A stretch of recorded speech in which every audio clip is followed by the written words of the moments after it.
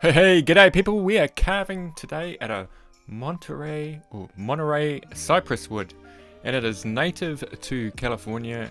It's quite a nice wood. It's kind of soft, but has the properties of hardwood in some ways, and that it's quite resistant outdoors. It's grown here in New Zealand for furniture posts and all of that kind of stuff. It's quite readily available here. It might be readily available where you live, who knows, I'm not sure. But it's sort of it could be used as a substitute for basswood.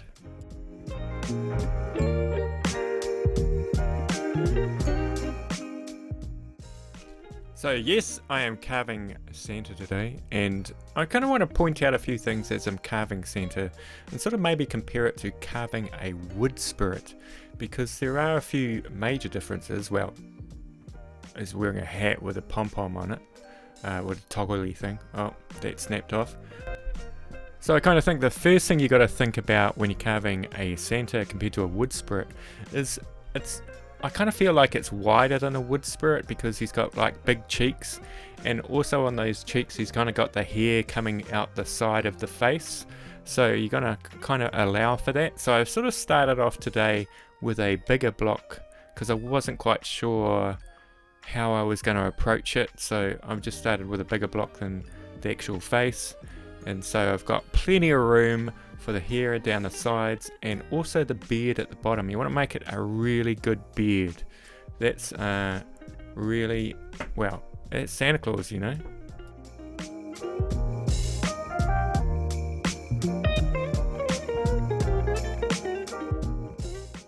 Also, when it comes to the nose of Santa Claus, you kind of want to make it sort of like that roundy kind of nose, and the profile is sort of like a ski jump.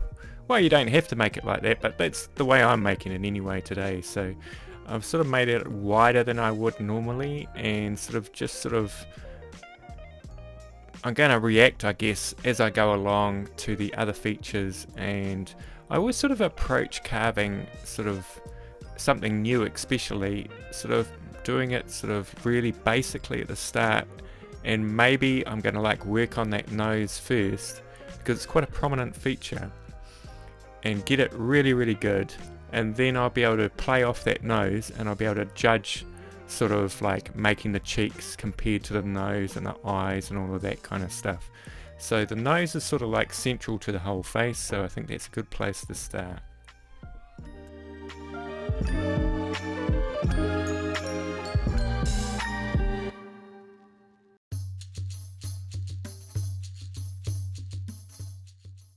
And now we're going to start on the mustache, and I'm going to do an upturn mustache because I'm kind of looking at Santa Claus, and he kind of always has that upturn mustache, but then again some people do it with a downturn mustache, but I think with the upturn mustache he looks a little bit more jolly, you know, and that's what we're kind of going for in Santa Claus. And what I quite like about the top of the mustache, it kind of follows the line of the cheek. So it's sort of just a V in the cheek going upwards, so that's kind of easy, which I quite like. There I am working on the nose again. I sort of get a little bit sort of, I guess, what would you say, sidetracked, and then I sort of start working on one thing, and I probably should sort of carry on with the mustache, but I go back to the nose. Sometimes then I'll go back to the eyes and all these kind of different things. I don't know, I just get sidetracked. I'm listening to music while I'm doing this. This is a talk over. I'm just trying to kind of like fill in the gaps sometimes. Okay, so here I am trying to figure out where I'm going to put the mouth, and I'll just sort of like sketch it in and then figure it out later on. So I'm going to put in, sort of draw in the beard where that's going to go, just with a burr. So we've got the hair coming out the side of the face. Oh, that's the edge of the hat. But the hair coming out the side of the face, and then it sort of goes down into the beard.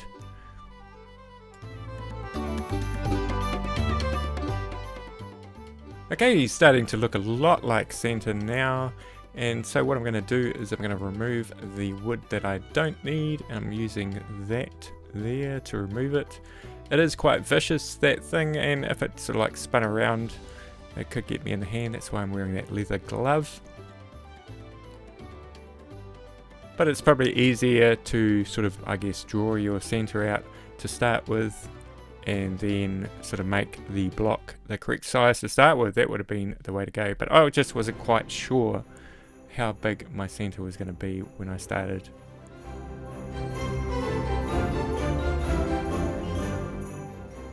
Okay, so let's work on that beard now. So I find like if I round off the beard first, so get the general shape, and then I will put the beard hairs in. We're going to go for quite sort of deep cuts today and not a lot of fine hairs. And I'm using that taper burr to put the initial sort of shaping in. And you sort of want to do S's and sort of mix things up. Don't sort of like have it really uniform. Try and get rid of any kind of flat places. That's a good idea as well. And just keep on looking at it and then decide where you're going to put another one. You don't want to make it look like it's machine made, so yeah, just sort of rough it up as you go. And it's sort of, these are sort of like the initial sort of hairs that I'm putting in now. So at the end I sort of go in with a diamond burr and sort of clean up the hairs and all of that kind of, well, all of those like deep valleys.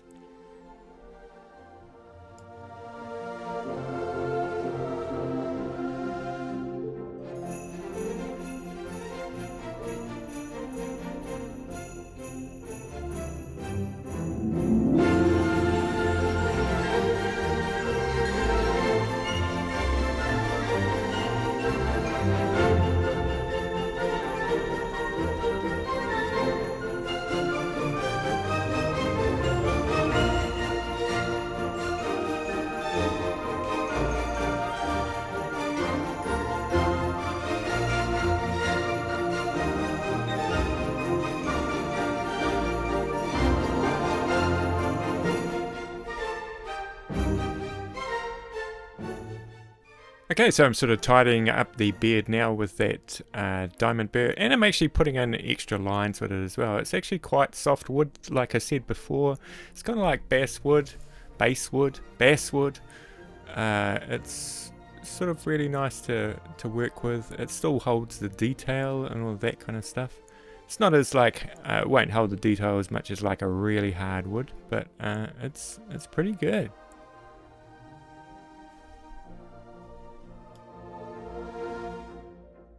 Okay, so just be aware that I have actually never carved basswood, so I can't really compare it. I have got a little few pieces of it. It does seem kind of like it, but like I'm not gonna like, don't rush out and say Matt said, you know, carve this because it's exactly like basswood. I don't know. I wouldn't have a clue. So, but I've just read on the internet that maybe it's a substitute for basswood. So if you can get some, give it a go.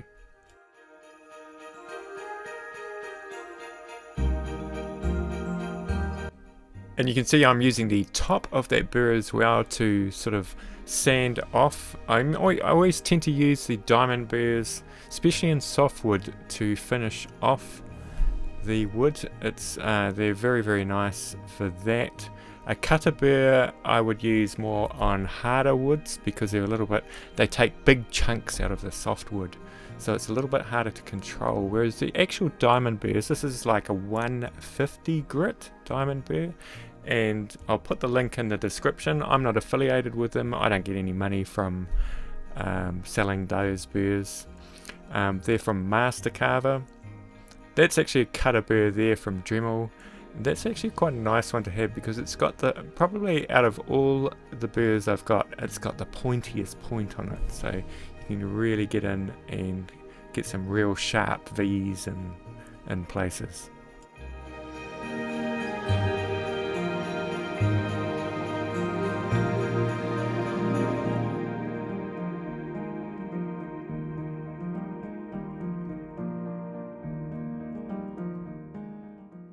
Okay, so now it's time to start the eyes, and I just tend to sort of try and, I don't know, get a eye shape. That's not very good teaching, is it really? Try and get an eye shape and you'll be right, you know. So I guess I go in from the bottom and the top and sort of take it back, so there's sort of like an oval there. and I'm just using that burr there because it has quite a lot of control and it has quite a thin top. That one's from Dremel as well. A lot of people don't rate Dremel kind of burrs, but I use them a lot because I can get them easily and I find them pretty good. And then I'll go in and put the top eyelid in with a pointy burr. I wouldn't go for a cutter burr here either because it's going to really chop up the wood. So go in with a fine diamond burr because you've got more control over it. If it was hardwood, maybe I might go in with a cutter burr. Probably not though, I'd still probably use a diamond burr. So I'm just trying to get the pupil kind of flat. And you can actually use other kind of burrs to try and get in under the eyelids as well. I should actually do a eye tutorial one day. Everyone's sort of like keen to be able to do eyes. So I always think unpainted eyes at this stage look terrible. So Santa Claus kind of looks a little bit like a zombie with blank eyes. So I'm just going in with that diamond burr, and now I'm sort of like touching up things, so comparing things to each other and just trying to smooth things off. So I didn't put it in the video, but I do like this with this diamond burr as smoothing things off, and at the end I go in with some sandpaper and just give it a sort of like rough going over with as well. So there I am, and sort of like finally putting in the final touches of the beard. And I thought that sort of like part at the top of his, or the bottom of his hat, need a little bit of texture so it would stand out, because it's kind of, I guess it's supposed to be fur. And so I'm going in with the sphere, the fine sphere from Cutzel, and I'm putting in that kind of texture there, and I actually sand it back a little bit. I don't show that in the video either, but I sand it back a little bit so it's like takes the rough bits off but still holds those kind of like textured bits in there. You'll see what I mean at the end of the video. And I do that with the little pom-pom as well, but not to the same extent. I want to kind of keep it a little bit different from that part of the hat, just because if I did it the same, it sort of like wouldn't be differentiated from it. And I'll probably just correct something there. When I said I wanted to make the eyes flat, well, the pupils flat, I didn't want to make them flat, I just wanted to make them smooth, so when I paint them, it takes the paint very well. So there I am doing the pom-pom, and I sort of do a little bit, like I said, sort of similar to the bottom of the hat, but a little bit different as well, because it's sitting right next to it. You kind of want to have it a little bit different from it, so it looks separate. And I'm not going to spend too much time in the video on the painting, because essentially nobody likes to watch painting videos. I don't know why, but the key here is just water down the, well, it depends on what you want to go for. I kind of like the idea of wood, and I like to see the wood grains and all of that, and I like a sort of like an old world feel to my carving, so I try and keep things not on the real thick paint side. I'll water it right down so you can sort of see the wood through the paint, but we're just giving Santa like that classic kind of white beard, and I'll do the bottom of the hat, I always say top, and the pom-pom, and I'll do a red hat as well, because, well, you can't have Santa without a red hat. And I'm using a wood dye for the red hat, and that's a great thing about dyes, is it just, you can see through them because they get absorbed into the wood, they don't sit on top of the wood, so you see the grain through the wood.